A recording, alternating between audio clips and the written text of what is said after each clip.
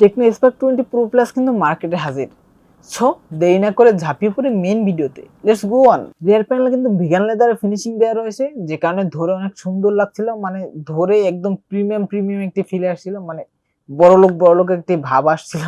মানে ধরে মনে হচ্ছিল যেন অনেক দামি একটি ফোন, এবং দূর থেকে দেখেও অনেকটাই সুন্দর লাগছিল। এবং ফ্রন্টে রয়েছে কার্ভড অ্যামোলেড প্যানেল ডিসপ্লে। ভাই মাথা নষ্ট, মানে এই দামে কার্ভড অ্যামোলেড প্যানেলের ডিসপ্লে, মানে কল্পনা করা যায়? তোর কল্পনা করবো কি, এটা তো সত্যিই বাস্তবে দেখতাছি, কল্পনা করার কি আছে। এবং আরো রয়েছে কিন্তু কর্নিং গোরিলা গ্লাস 5 এর প্রোটেকশন এবং IP53 রেটিং, যে কারণে ধুলোবালি কিংবা পানি ছিটে ফোটা থেকে এই ফোনটি একদমই রক্ষা পাবে, কিছুই হবে না।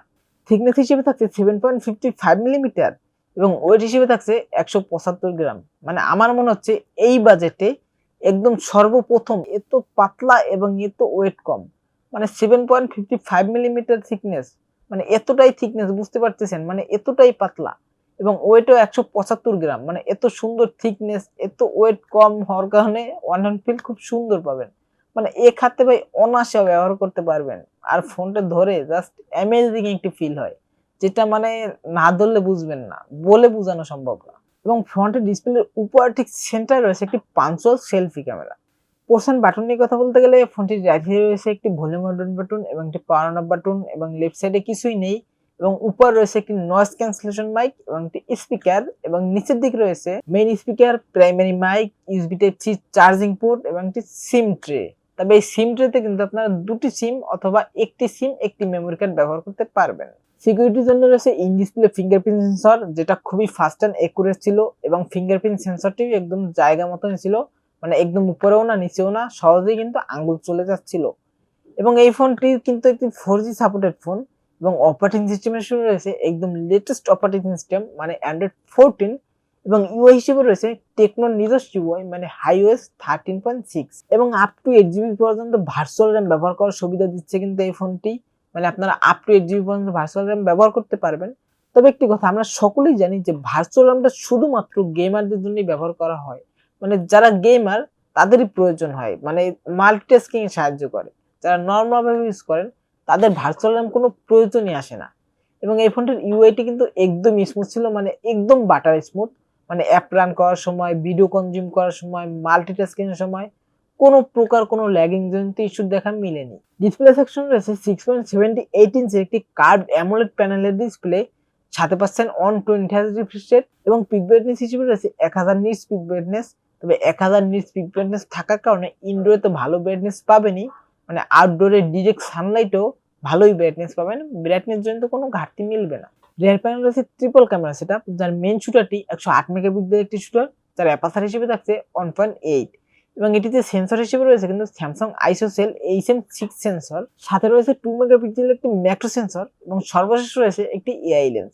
এবং এই ফোনের মেইন ক্যামেরা দিয়ে মানে রিয়ার ক্যামেরা দিয়ে সর্বোচ্চ ভিডিও রেকর্ড করতে পারবেন 2K 30fps এ, এবং ফ্রন্টে রয়েছে একটি 32 মেগাপিক্সেলের সেলফি ক্যামেরা। সো এই ফোনটির ক্যামেরা সেটআপ কিন্তু দুর্দান্ত পাচ্ছেন। এবং ব্যাটারি সেকশনে রয়েছে 5000 mAh একটি বড় ব্যাটারি, যেটা চার্জ করানো থাকবে 33 ওয়াটের একটি ফাস্ট চার্জার, এবং এই চার্জারটি দিয়ে এই ফোনটিকে ফুল চার্জ করতে সময় লাগবে 1 ঘন্টা 10 মিনিটের মতো।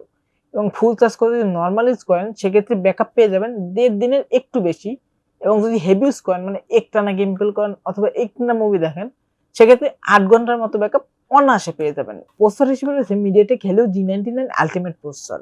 এই আলটিমেটের মানে হলো মানে মিডিয়াটেক হেলিও G99 প্রসেসর থেকে মিডিয়াটেক হেলিও G99 আলটিমেট প্রসেসরটি কিন্তু অনেকটাই এগিয়ে থাকবে, মানে পারফরমেন্সের দিক থেকে অনেকটাই এগিয়ে থাকবে এই আলটিমেট প্রসেসরটি।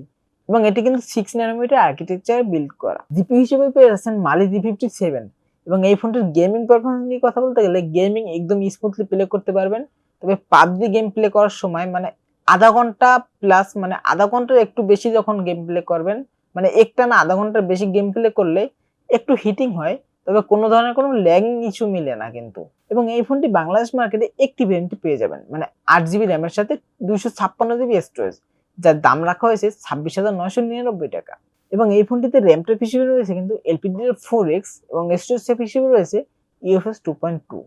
এই ফোনটির ভালো দিক এবং খারাপ দিক নিয়ে কথা বলতে গেলে সর্বপ্রথম যদি খারাপ দিক নিয়ে কথা বলি সেক্ষেত্রে খারাপ দিকের সর্বপ্রথমেই রয়েছে ওয়াইএস সাপোর্ট নেই। এই বাজেটে অবশ্যই ওয়াইএস সাপোর্টটা দেওয়া উচিত ছিল। দ্বিতীয়ত হলো পিক ব্রাইটনেস কম, মানে 27,000 টাকা দামের একটি ফোন ভাই, সেখানে 1000 নিটস পিক ব্রাইটনেস দিছে। 1000 নিটস যে একদম কম এটা আমি বলছি না, তবে 1300 অথবা 1500 নিটস পিক ব্রাইটনেস দিলে ঠিকঠাক হতো। এবং ভালো দিকের ভিতরে সর্বপ্রথমেই রয়েছে কার্ভড অ্যামোলেড প্যানেলের ডিসপ্লে। মানে এই বাজেটে কার্ভড অ্যামোলেড প্যানেলের ডিসপ্লে এই ফোনেই মনে হয় প্রথম দেখা যাচ্ছে।